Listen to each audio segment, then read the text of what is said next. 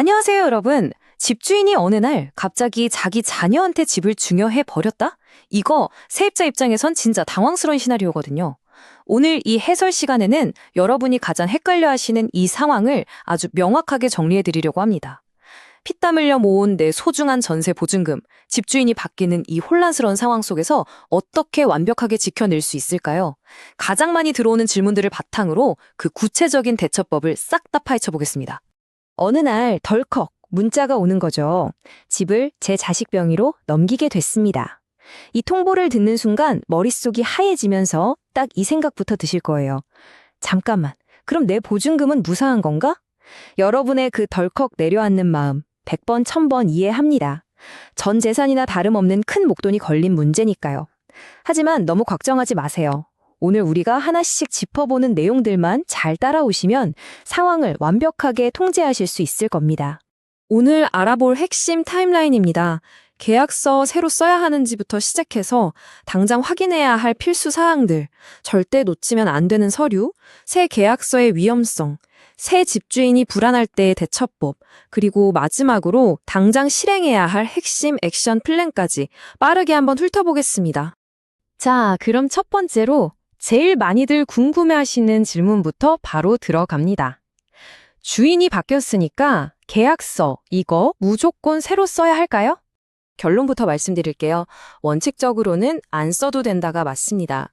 주택임대차보호법상 여러분이 전입신고하고 살고 있다면 증여받은 자녀가 기존 임대인의 지위를 100% 자동 승계하거든요. 근데 현실 실무는 조금 다릅니다. 나중에 생길 수 있는 복잡한 행정 문제나 다툼을 피하려면요, 아예 백지부터 새 계약서를 쓰는 게 아니라 기존 계약을 그대로 승계한다는 내용의 확인서를 받아두시는 게 현실적으로 가장 안전하고 확실한 방법입니다. 두 번째 파트로 넘어가 보죠.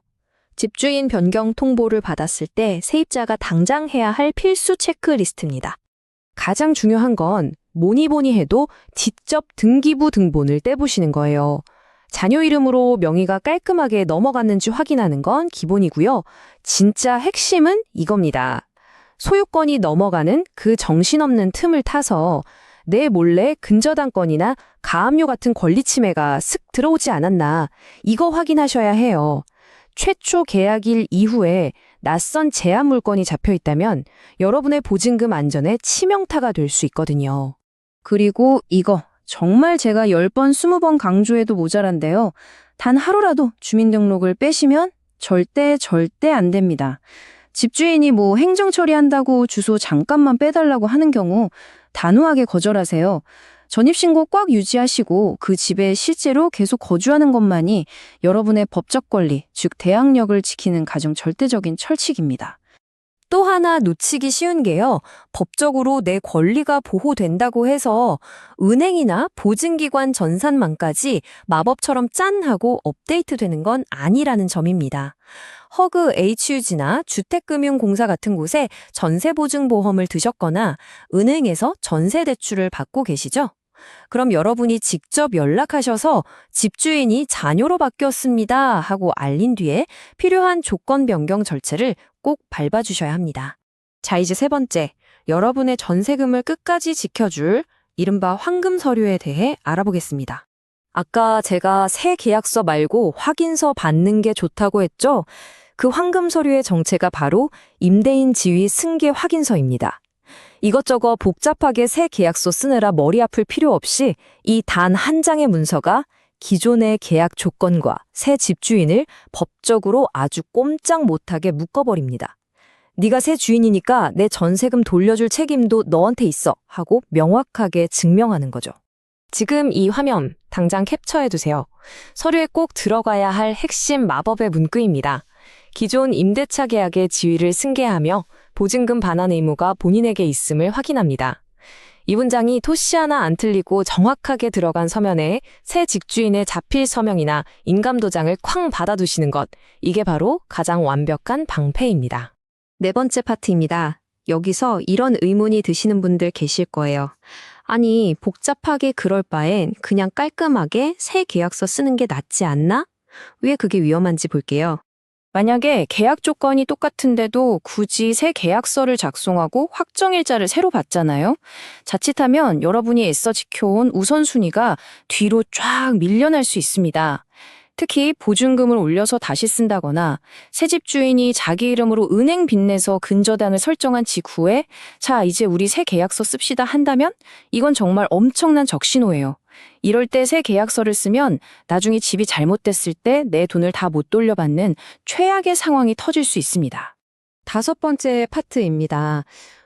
아무리 잔열하지만 새 집주인이 왠지 영 믿음직스럽지가 않다, 재력도 없어 보이고 너무 불안하다 하실 때 어떻게 해야 할까요? 대법원 판례를 보면요. 세입자가 집주인 바뀐 걸 안 시점부터 상당한 기간 내에 이의를 제기하면 아예 이 계약에서 빠져나올 수 있는 길을 열어두고는 있습니다. 나 승계되는 거 싫으니까 당장 보증금 빼줘 라고 할 수 있다는 거죠. 근데 여기서 정말 중요한 거.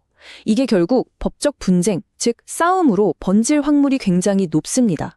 그러니까 혼자서 냅다 내용 증명부터 날리지 마시고 행동하시기 전에 반드시 변호사나 법률구조공단이랑 먼저 상담부터 받아보셔야 합니다.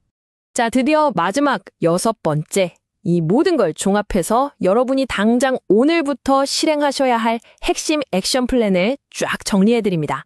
지금부터 딱 이 4단계만 기억하시면 됩니다. 첫째, 당장 등기부등본부터 떼서 권리관계 확인하기.